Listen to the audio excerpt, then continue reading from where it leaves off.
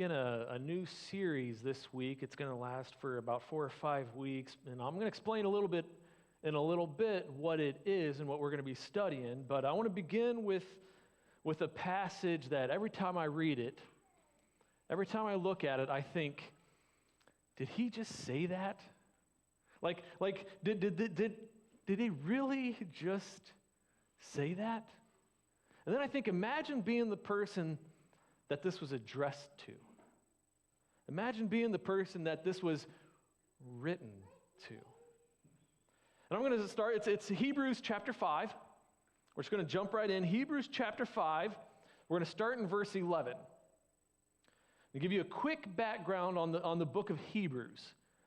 Hebrews was this letter that was written to a church of Christians that were mainly Jewish converts. They were Jewish first, and they converted to they saw that Jesus was their Messiah, and so they started following Jesus. And this church somehow lost its way and began to attempt to make people to convert to Judaism rather than following Christ. They begin to complicate the message of salvation. They begin to put different rules and say, well, you're not a real Christian. You're not really following Christ unless you do this, this, and this. So this letter was kind of written to these people, to this church.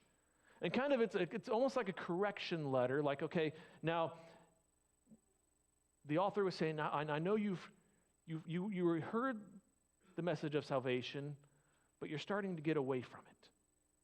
So verse 11, chapter 5, verse 11, the author says this. It says, we have much to say about this. He's talking about salvation and Jesus being the high priest. He says, we have much to say about this, but it is hard to make it clear to you because you no longer try to understand. Or as my translation says this, it says, but it is hard to explain because you are slow to learn. Or if you have the New Living, the NLT, it says this. It's because you are spiritually dull and don't seem to listen. In fact, you can hear the author's the frustration right here. He's like, you know what? I have so much more to tell you, but you're just dull. You're not understanding it. He's like, I don't know how to say it. You're slow to learn. Talk about being blunt. I mean, imagine if a pastor stood up in front of you and just said, you know what, I would really like to preach more to you, but you guys are just too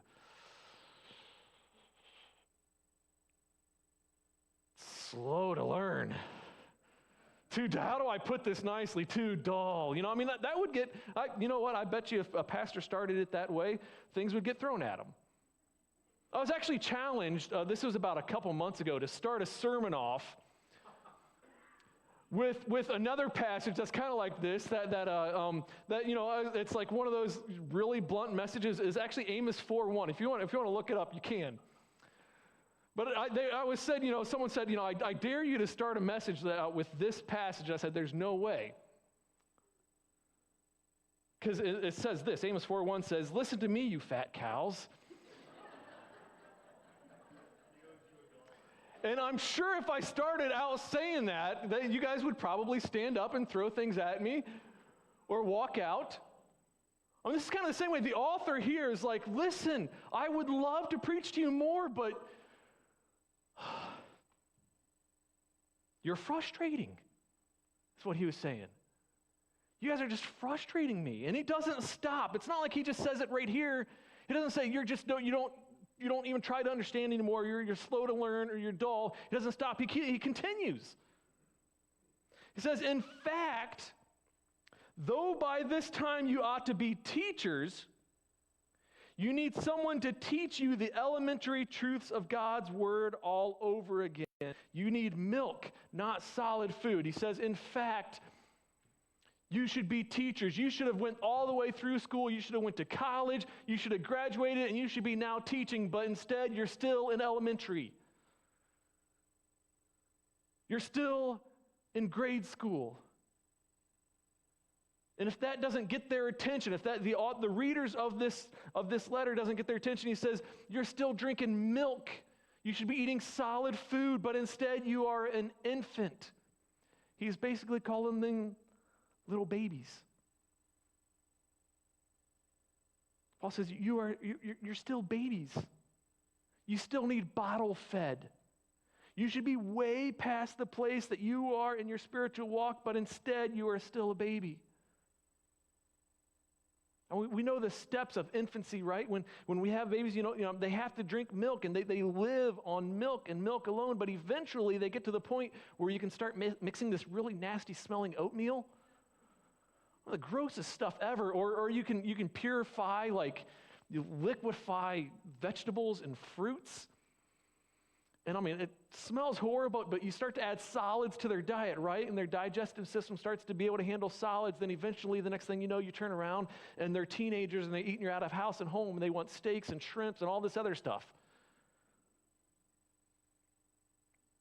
Paul was telling them, you know what? You should be eating steaks by now, but you're still bottle fed.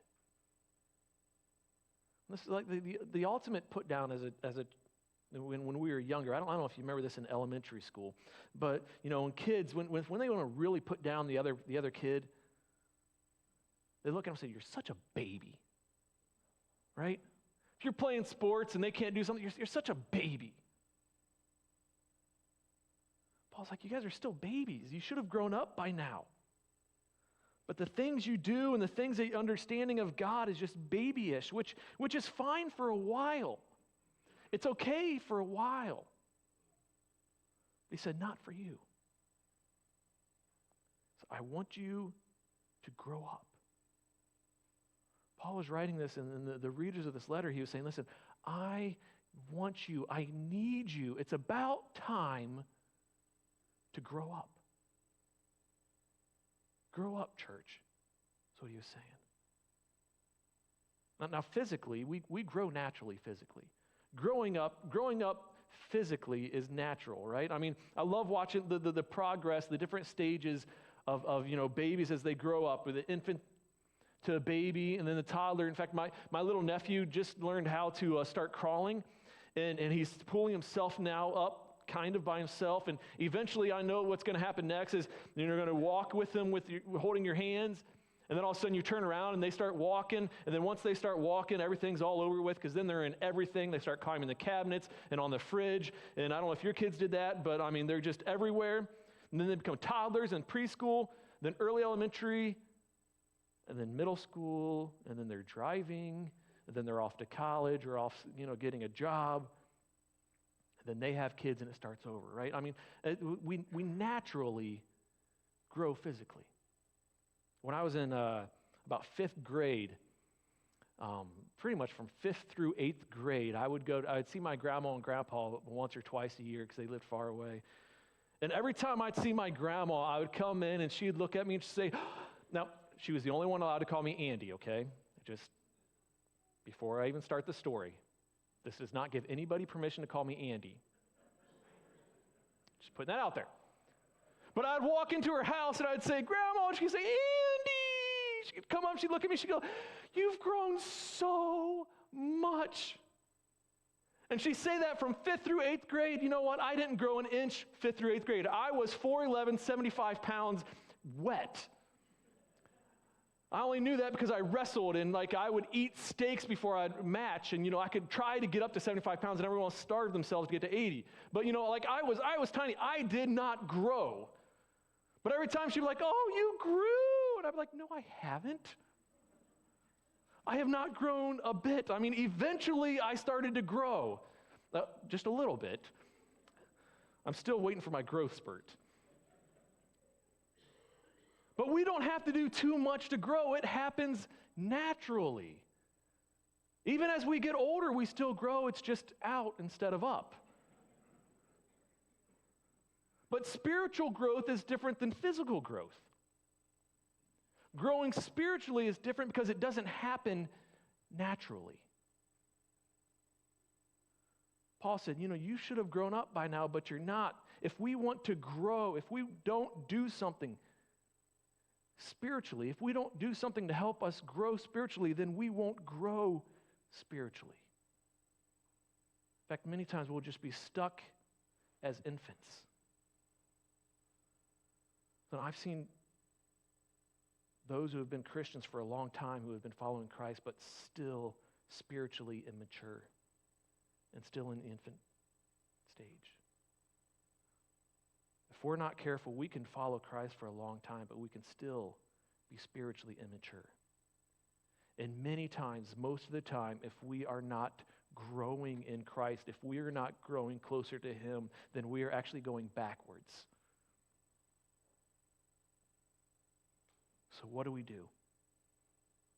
What do we do? How do we make sure that we are not the ones that this letter is written to? How do I personally make sure that I'm not the one where Paul says, you are so dull, you are so slow to learn? How do we grow as Christians? Paul finishes this. He says, anyone who lives on milk, being still an infant, is not acquainted with the teachings about righteousness, but solid food is for the mature, who by constant use have trained themselves to distinguish good from evil. That word trained right there, that's what I want to focus on. Training. We grow spiritually by training ourselves. 1 Timothy 4:7-8 says this, have nothing, this is Paul has written to another church, it was actually written to Timothy, a young man, a young pastor, and he says, have nothing to do with godless myths and old wives' tales, rather train yourself to be godly. For physical training is of some value, but godliness has value for all things, holding promise for both the present life and the life to come.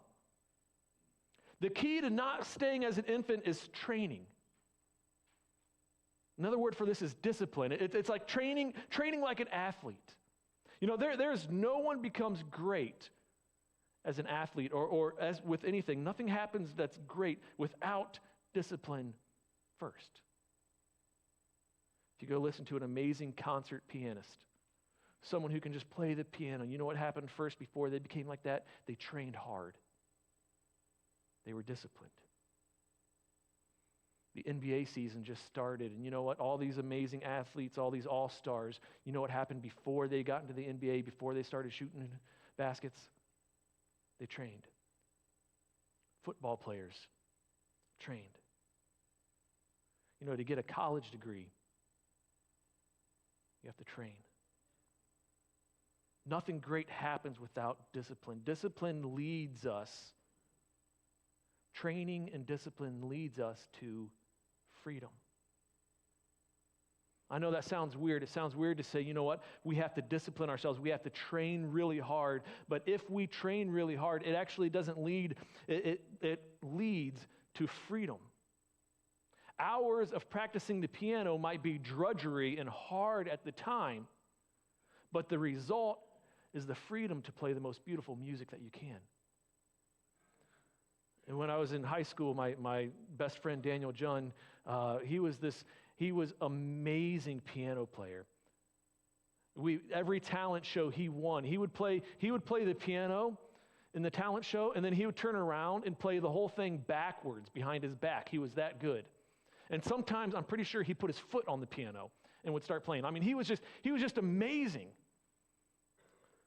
But the reason he was so amazing at playing the piano like that was because his mom and dad forced him to practice all the time. It took discipline for him to become a great piano player. In fact, he would come over to my house and my mom would beg him, Daniel, will you just play the piano for us? And he'd sit down and he'd just play. Take hours of running and lifting and torture to be able to have the freedom to play a sport, to be good at. Same in our spiritual lives.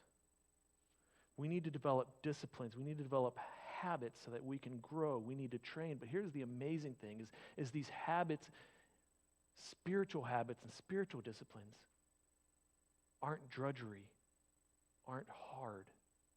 They're actually amazing and they are freeing. So this next few weeks, this is what I want to do. I want to start a series on spiritual habits. I'm going to do 4 weeks. And the crazy thing about spiritual habits, spiritual disciplines that I want to look at is there are so many different spiritual disciplines.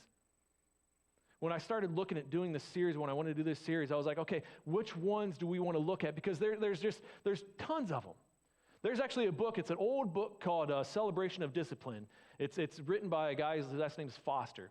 And he actually split up different habits that you can have. And he was like, okay, there's outward habits, there's inward habits, there's community habits, and there's so many. And then he didn't even cover all of them. There's just like exercising, there is so many different ways to have spiritual habits in our lives, that have disciplines. Just like exercising, there's so many different ways to get fit. In fact, if I was in here and I said, okay, what are the different things that people do to stay fit? We'd be like, okay, there's Pilates, there's strength training, there's aerobic, there's cycling, running, Zumba, there's CrossFit. Okay, who does this, who does that? Which one's your favorite? Does anybody remember Tae Bo? No? Yeah, okay, good, just wondering. That was like the coolest thing ever when I was younger. Tae Bo is like this boxing one. I always wanted to do that. Just like there's so many different ways to get fit physically, and there's not one right way, there's not one wrong way. There's so many different ways to get fit spiritually. There's not one right way, there's not one wrong way.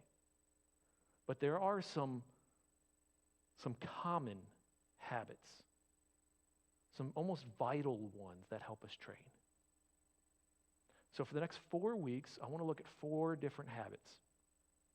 So I encourage you to come back this next 4 weeks.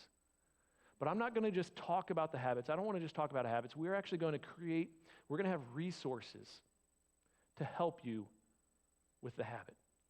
We're going to set up a table out in the lobby, and there's going to be different resources where if you say, that habit I want to start in my life, there will be something that you can take home that'll help you get going on that habit. So that's the next 4 weeks. But today, instead of talking about a specific habit, I just want to finish talking about why. Why train? Why should I even do this? What's the big deal? I mean, there's got to be a little bit more reason than just, well, I don't want to be called dull and a baby. So I'll give you a couple reasons why I want you to take up this challenge. Why start one of these habits? First one, Paul wrote on that 1 Timothy 4:8. It says, for physical training is of some value, but godliness has value for all things, holding promise for both the present life and the life to come. First reason to train is to become more like Christ. Godliness, holiness, we talked about this last week, to be more like Christ. Do you want to know what has value? Do you really want to know what is worth doing in this life? I don't know about you, I hate wasting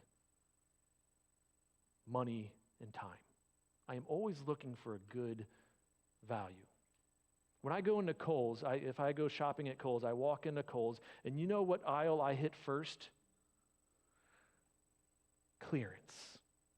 I don't know if anybody else goes to clearance aisle first. In fact, every time I go to Walmart, there's a clearance aisle. And you know what? You will probably see me most likely in the clearance aisle because I cannot go into Walmart and I cannot leave Walmart without going to the clearance aisle because I might find something of value, something really cheap. And then usually I get something really cheap and I get in trouble when I get home because we don't need it. But it had value. Physical training, Paul says there, he says, physical training is good. That has good value, but that's not my point. He says, but godliness is great for everything. Everything. You want to know what has value in life? Becoming more like Christ has value in every part of your life. Has value right now. It says both the present life and the life to come. Being more loving and kind is a good value to have right now. Being forgiving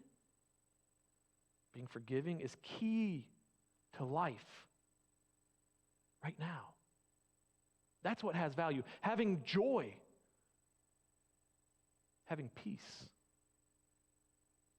Boy, being a more patient person, that helps out in life right now. Living for Christ, becoming godly, isn't just for the future after we die. So many times we think the only reason I need to follow Jesus is so that when I die, I have fire insurance. When I die, I know where I'm going. Paul says it's so much more. Following Christ, living for Christ is so much more than after we take our last breath here. It has value right now while we're living. It is key for life and having a fulfilled life right now and in the life to come.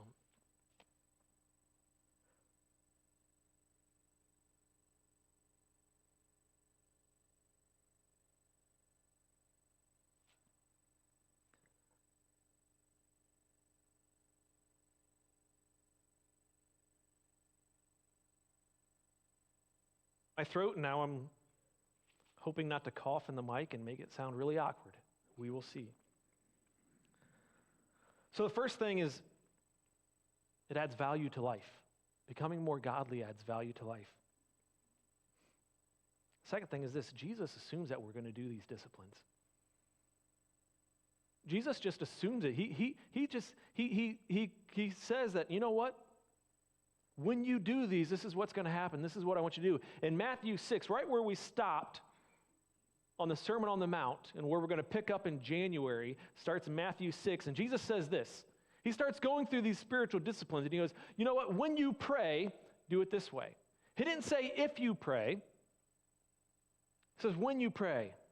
When you give, do it this way. When you do this, do it this way. Jesus actually just assumes that we are going to want to become spiritually mature, and we're going to want to do these things. It's not if, it's when. When you do these this is how to practice them. Habits. This is how to practice them. Jesus knew how important it is to grow in our faith. He knew how vital it is to practice these habits.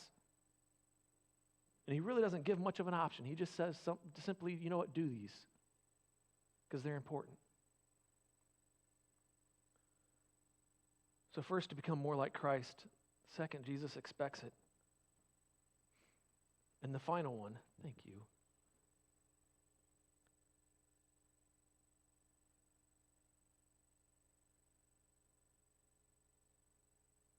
No, don't step on the water.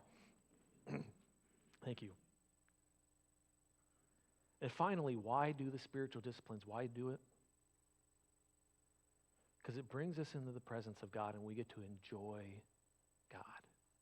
In fact, this is probably the most important one right here, because when we talk about physical training, when we talk about physical habits and physical discipline, like I said, it can be grueling, it can be hard. If anybody's ever lifted weights, or if anybody's ever played a sport, if anybody sat and tried to practice the piano hours and hours and hours, it can be really hard to get good.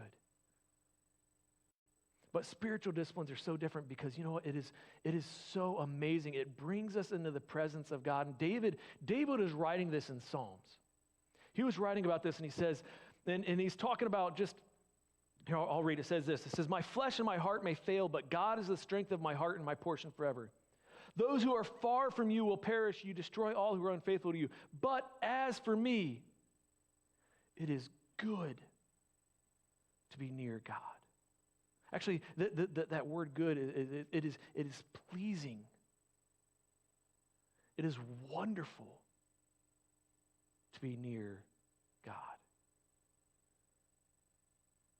As we read Psalms, there's so many times that we realize that David, the author of most of the Psalms, found comfort and joy in the disciplines and being near God. When we do these spiritual disciplines that we're going to talk over the next 4 weeks, they open up a door. They help bring us into the presence of God, and it is good. It's fulfilling. Reading the Word, prayer. They weren't just tasks that David had to do. They weren't hard, they weren't difficult, they weren't unenjoyable. They were enjoyable. They were means by which the author of the Psalms enjoyed the very presence of God. When we take time out of our lives and begin these different habits, they allow God to work in our lives. They allow time for us just to enjoy being with God. Sometimes it's great to be with someone. Just enjoy time together. In college, I graduated with three, there's four of us in our apartment. We called it the Swamp. So I had three best friends. And the last time we got together, it was so fun. It's been years since I've gotten together with those three. But we got together and we just had a blast. Joking and talking about all the good times that we had and just enjoyed time together. It didn't matter what we did. We were going to have fun. I don't know if you ever saw someone in your life like that where when you get with that person, when you're near that person, it's just a good time and you just enjoy that time. That's what these do. These bring us in the presence of God and we can just enjoy the time with God. It's fun. It's pleasing. It's peaceful. I love my time. We're next week, I'll give you, I don't know if I should give it away, but I will anyway. We're going to talk about just reading Scripture next week. I love my time when I get to read the Scripture. It is so wonderful because as I read the Scripture, if I just reading it, I laugh. There are some really funny things in the Bible. There are some really sad things. There's some surprising things. There's times where I read, I'm like, I did not see that coming. Confusing things. There's amazing things. There's the truth. I love it, and when I take the time for that habit, it's enjoyable. And it fills me. I want to make a side note. We talked about this a couple weeks ago. Disciplines do not grow us. We're talking about growing. We're talking about we want to grow closer to God. Now, one thing, just a quick side note. Doing a spiritual discipline does not grow us. God grows us. God does the work inside of us. These spiritual disciplines, what they do, and when we put these habits in our life, they actually just open the door so that God can work in our lives. These open the door to help God come in and clean up parts of our lives. They open the door so that we can connect with Him. So we don't do our growing. God grows us. This just helps prepare the soil so that we can grow. Can I ask our worship team to come forward?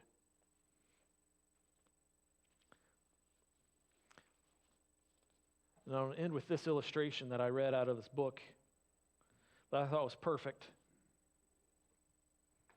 It's this old story, and it says this: there was once a woodcutter who showed up at a log mill. The pay was good, and the working conditions were too, so the woodcutter decided to be a good example. The first day he introduced himself to the foreman who gave him an axe and assigned him to a certain spot in the forest. The man was so excited he went out into the forest to work, and in one single day he cut down 18 trees. The foreman was surprised and he says, "Congratulations, keep up the good work." Encouraged by his words, the woodcutter decided to improve the next day. So he went to bed early that night. The next morning, he got up very early, and before anyone else, he went into the forest and he started cutting down the trees. He worked very hard. In fact, he worked twice as hard as he did the day before, but he was only able to cut down 15 trees instead of 18. Well, I must be tired, he thought to himself. So he decided to go to bed even earlier. And when dawn came, he decided to beat his record of 18 trees. However, that day he wasn't even able to cut down half that number and only got 7. The next day he cut down 5. And the next day he spent all afternoon trying to cut down just 2 trees. Worried about what his foreman would say, the woodcutter went to tell him what was happening. And he promised that he was giving his best effort. He was working as hard as he can. And the foreman asked him this question. It was simple. When was the last time you sharpened your axe? Well, sharpen my axe, he said. I haven't had time for that. I was too busy cutting down trees.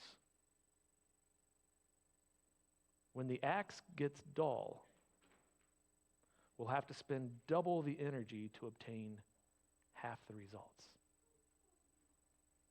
My question for you this morning is, do you take time to sharpen your axe? When was the last time you've taken time with a spiritual habit just to get closer to God? Let's stand. Let's just finish by giving him praise.